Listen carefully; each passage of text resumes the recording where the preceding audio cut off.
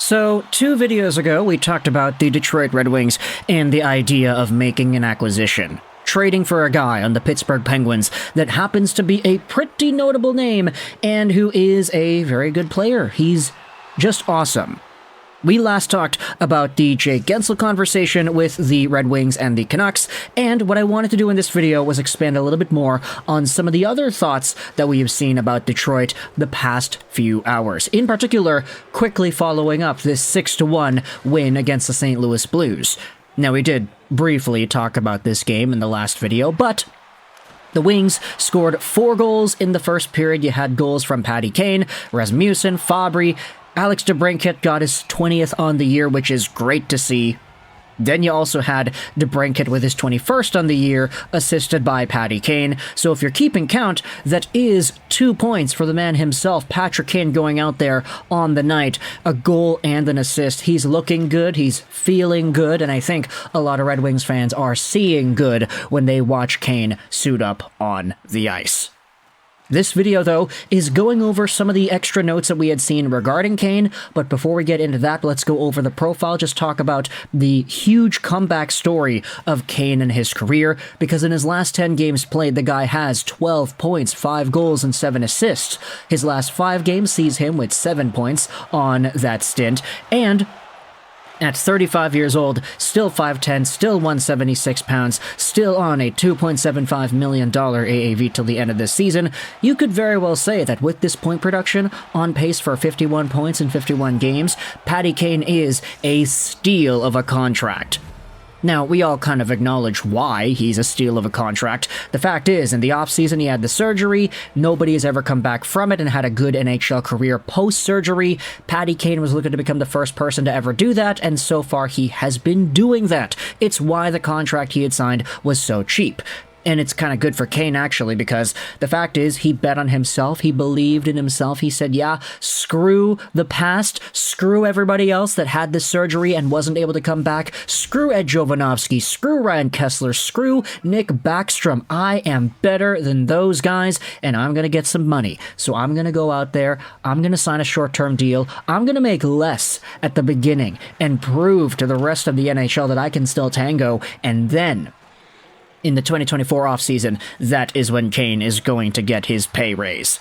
Now, we did have ourselves some notes from Emily Kaplan from earlier yesterday. This was her article talking about the latest buzz. We actually used this article in referring to the Jacob Markstrom trade conversation, but there were a few extra ideas tossed out in this piece from the Detroit Red Wings point of view.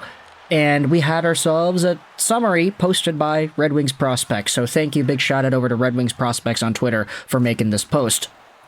Number 1, as highlighted by Emily Kaplan in the article, Steve Yzerman is focused on making the playoffs. Okay, that's not all too surprising. The Wings are in a playoff spot. They're in a wild card. They're locking themselves up with every proceeding win. Good to see that is the goal here. Number 2, the Wings did have discussions on trading David Perron, but they have now quieted, so it doesn't really seem like Perron is going to be traded anytime soon. Kaplan now believes, number 3, that a contract extension may be on the cards for David Perron before the trade deadline or in the summer.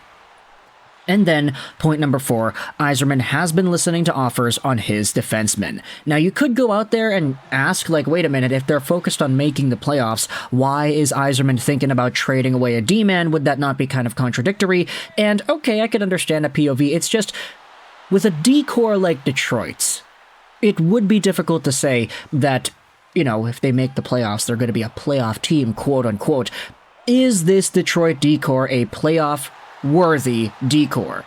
You could say there is room for improvement, and that's what I think is being alluded to here. Not necessarily, oh, Yzerman is trading away all these guys, they want to get rid of them. Like, if there are improvements to be made on a playoff-caliber roster, then the GM has a right, a duty to go out there and explore those. So if Yzerman is listening in to some of the offers on defensemen on the Wings, it's not really the worst thing in the world. However, after we had ourselves these notes published by Emily Kaplan from yesterday, we had ourselves an even bigger conversation from today talking about how Emily Kaplan on the broadcast was reiterating her report on the pregame show, but she also adds that we all gotta look out for a Patrick Kane extension as well. So not only are the Wings going out there and potentially thinking about re-signing David Perron, but they're thinking about re-signing Patty Kane too. And this is one of the best conversations I feel that you could have out there if you're a fan of the Detroit Red Wings, because look, if this team is going to remain competitive, we had talked about this literally just a video ago in the Jake Gensel conversation, but if this team wants to capitalize on the youth of Raymond Seider, etc., you want to put a Dylan Larkin and an Alex DeBrincat into the playoffs, you have all these transitory guys, the Kops, the Comfers, the Sherratts, the Halls, etc., that are supposed to help you be good right now, then why not take an opportunity? If a Jake Gensel's available for an asset that you're willing to give up, like a Jonathan Berggren, for example, why not make that trade? If Patty Kane is willing to re-sign in Motown, then why not make that signing?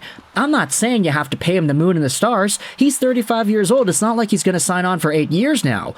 But if Patrick Kane, who is literally a point-per-game player this season, re-signs on the cheap, let's say he signs for 2 years. Let's say he makes $6 million. Let's say he makes $5 million a year. Something in that range. The Wings probably have it in their best interest to say, yeah, Patty Kane committed to our team.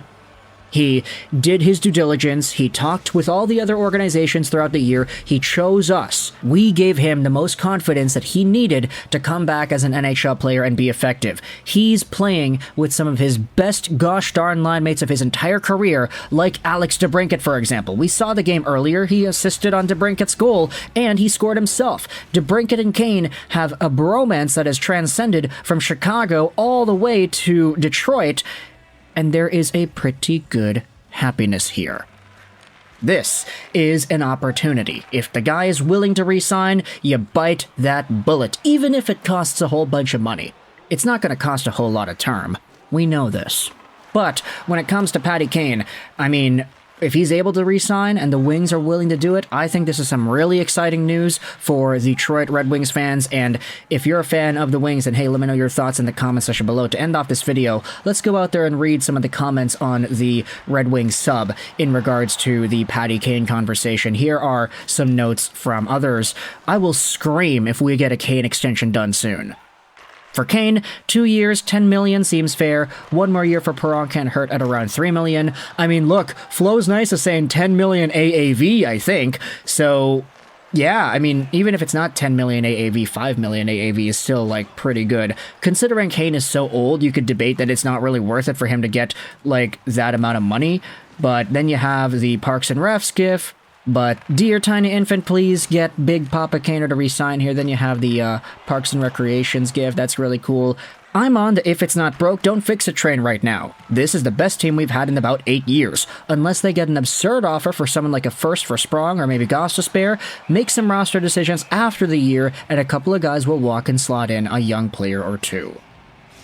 Extend Sprong, but I would trade Perron if the price is right for athleticism, speed, skating, and puck handling. If Kane resigns, I'm buying a jersey. That's really, really cool. Kane's been great, but he also hasn't played a lot of hockey.